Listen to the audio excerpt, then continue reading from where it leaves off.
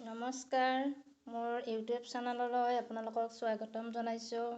আজি এটা নতুন ব্যঞ্জন মানে আচাৰ আৰু আপোনালোকৰ ওচৰলৈ লৈ আহিছোঁ। সেইটো হৈছে বাঁহৰ গাজ। এনে বাঁহৰ গাজৰ খৰিচাহে বনাই খায়, কিন্তু মই আজি আচাৰ বনোৱা দেখুৱাম। এইটো প্ৰথমতে কাটি লওঁ। আপোনালোকে চাই থাককচোন মই কেনেকৈ বনাওঁ দেখুৱাইছোঁ।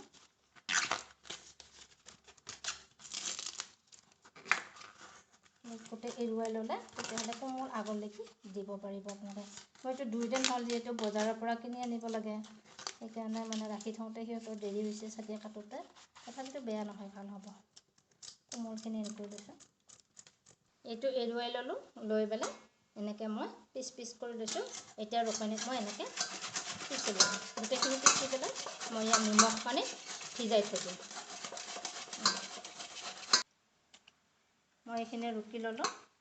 অলপ ডাঙৰ ডাঙৰ পৰিছে দুয়োটা, আপোনাৰ এইখিনি তাৰ লগত থাকি যাব। এতিয়া মই ইয়াতে ৰুকাৰ পিছত নিমখ দিম। ইয়াতে নিমখ দি দিম, অলপ বেছিকৈ নিমখ দিম। এতিয়া মই অকণমান ইয়াতে পানী দিম। তাৰমানে নিমখ পানীত মই কি কৰিম, 1 ৰাতি ভিজাই থৈ দিম ইয়াত। আৰু অকণমান পানী দিম, ইয়াতে 1 ৰাতি ভিজাই থৈ দিম। কিহৰ কাৰণে জানানে? এইটো যি বাঁহৰে নহওক তেতিয়াহ'লে বনাব পাৰি, তিতা নহয় আৰু গোন্ধটো নাহে। এটা মানে বাঁহৰ গাজৰ যি গোন্ধ, মইতো আগতে খাবই পৰা নাছিলোঁ। এনেই কিনি অনা আচাৰ বাঁহৰ গাজৰ বুলি ক'লে মইতো গোন্ধতে একদম দূৰতে থাকোঁ, এনেকুৱা আছিল। কিন্তু এতিয়া যেতিয়া নিজে বনাই ৰ'দত শুকুৱাই যেতিয়া মই বনালোঁ, তেতিয়া গোন্ধও নাই আৰু খাবলৈও খুব ভাল লাগে।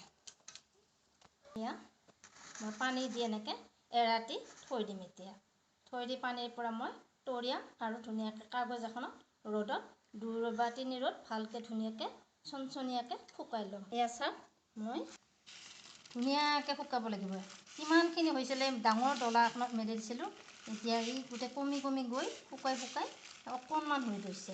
ইয়াতে মই এতিয়া বটলত মানে ভৰাই থ'বৰ কাৰণে ধুনীয়া হৈছে। এতিয়া এনেকৈ গোটেই বটলত ভৰাই আপোনালোকে ইয়াৰ লগত মিঠাতেল আৰু ভোট জলকীয়াও দিব পাৰে, নহয় বা আপোনালোকে গুড়ি ৰঙা যিটো ৰেড চিলি কয় সেইটোও দিব পাৰে, নহয় এনেই জলকীয়াও এটা দিব পাৰে। শুকান জলকীয়াটোহে দিব, কিন্তু কাটি সেনেকৈও দিব পাৰে, গুড়া কৰি দিব পাৰে। ৰ'দত দিব কিন্তু তাৰপিছত মিঠাতেলৰ সৈতে এইটো ধুনীয়াকৈ ৰাখিব। না গোন্ধ পাব, না খাবলৈ ইমান ধুনীয়া লাগে নহয়। ইয়াৰে মানে বাঁহৰ গাজ যেন নালাগে, কোনো ধৰণৰ বাঁহৰ গাজৰ চেন নাথাকে আৰু নিমখৰ পানীত ভিজাই থোৱাৰ কাৰণে এৰাতি তিতা নহয়। এইটো আপোনালোকৰ নিশ্চয় এনেকৈ কৰি চাবচোন আৰু ভাল পাব, ধুনীয়া লাগে খাই একদম।